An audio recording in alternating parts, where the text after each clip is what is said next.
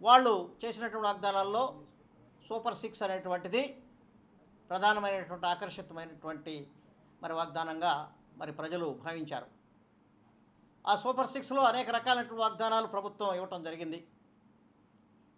ఒకటి అందులో తల్లికి వందనం అనేటువంటి పేరు మీద మరి ప్రతి తల్లికి కూడా ప్రతి బిడ్డకి ఎంతమంది బిడ్డలు ఉన్నప్పటికీ కూడా కుటుంబంలో వారందరికీ కూడా ఒక్కొక్క బిడ్డకి 15,000 రూపాయలు మరి సంవత్సరానికి వాళ్ళ తల్లుల యొక్క అకౌంట్లో వేయటానికి మరి వాగ్దానం చేయడం జరిగింది.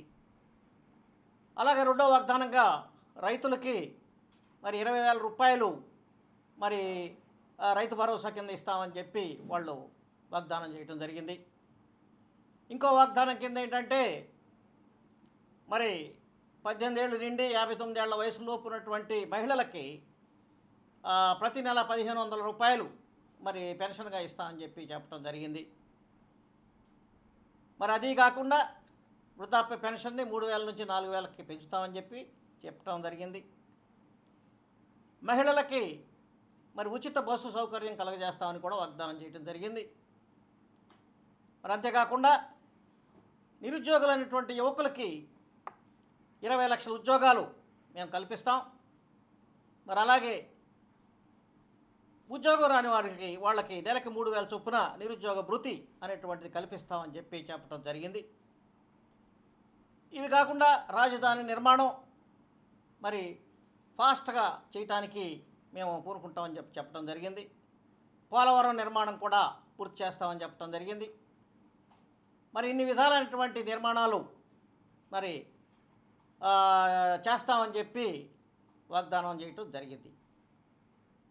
సో ఇప్పుడు మనం చేయాల్సింది ఏంటంటే ఈ వాగ్దానాలన్నింటినీ నిలబెట్టుకుందా లేదా ప్రభుత్వం అనేటటువంటి మనం చూసినట్లయితే ప్రభుత్వం మరి పెట్టుబడిదారులకు అనుకూలంగా పరిపాలన చేస్తుందా లేదా తాను ఇచ్చినటువంటి వాగ్దానాల కోసం ఎదురు చూస్తున్నటువంటి సామాన్య ప్రజానీకానికి అనుకూలంగా పనిచేస్తుందా అనేటువంటిది మనం చూసుకున్నట్లయితే ప్రభుత్వం సామాన్య జనులకు చేసింది ఏమీ కనిపించడం లేదనేది ప్రజల యొక్క మరి మరి అభిప్రాయంగా తెలియజేయబడుతుంది.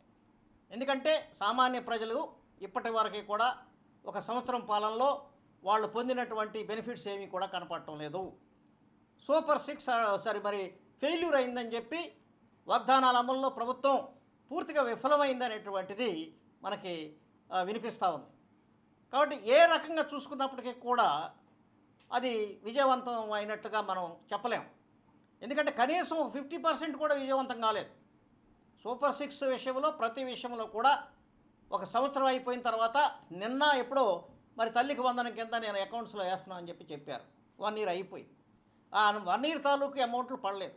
ఇప్పుడు కొత్త సంవత్సరం స్టార్ట్ అయిన తర్వాత ఇప్పుడు ఏదో వేస్తున్నామని చెప్పి చెప్పడం జరిగింది.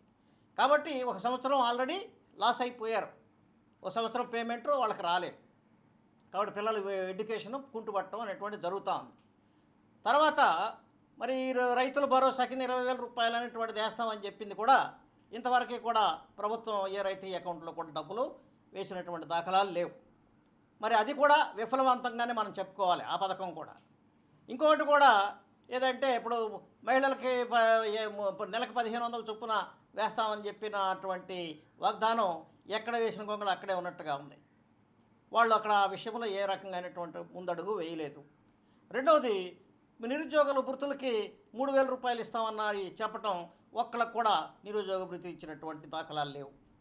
మరి అదేవిధంగా మరి వాళ్ళకి 20 లక్షల ఉద్యోగాలు కల్పిస్తామని చెప్పిన వాళ్ళు ఇప్పుడు ఆల్రెడీ 1 ఇయర్ అయిపోయింది. ఈ 1 ఇయర్లో కనీసం 20 లక్షలు, 5 ఏళ్లలో 20 లక్షలు అంటే పోనీ సంవత్సరానికి ఏమీ చేయాలండి? 5 ఏళ్ళలో 4 లక్షలు చేయాలి. మరి 4 లక్షల ఉద్యోగాలు ఇచ్చారా గత సంవత్సరం? ఏమీ చేయలేదు. కాబట్టి అది ఎరియర్ కింద పడిపోయింది. ఏ కంపెనీలు రాలేదు, ఏ కంపెనీల్లో ఉద్యోగాలు కూడా పొందినటువంటి దాఖలాలు లేవు. అలాంటప్పుడు నిరుద్యోగ భృతాన్ని ఇవ్వాలి కదా విద్యార్థులకి, నిరుద్యోగులకి నిరుద్యోగ భృతి ఇవ్వకుండా అలాగే ఉద్యోగ కల్పన చేయకుండా రెండిట్లోనూ ప్రభుత్వం విఫలమైందని చెప్పి ఈ సందర్భంగా మరి ప్రజల యొక్క అభిప్రాయంగా మన అభిప్రాయం కూడా అలా అనిపిస్తుంది. కాబట్టి ఇక ఉచిత బస్సు విషయంలో ఇంతవరకు కూడా ఏ రకమైనటువంటి ప్రయత్నాలు మొదలుపెట్టలేదు. మరి వాళ్ళకి ఏ రకమైనటువంటి డెసిషన్ కూడా తీసుకున్నట్టుగా లేదు. ఈ విషయంలో కూడా ప్రభుత్వం పూర్తిగా విఫలమైందని చెప్పి మనం చెప్పాల్సి వస్తుంది. ఈ యొక్క తల్లికి వందనం అనేటువంటి దాని మీద కూడా అనేక రకాలైనటువంటి అనుమానాలు క్రియేట్ అవుతున్నాయి. వాళ్ళకి 8,000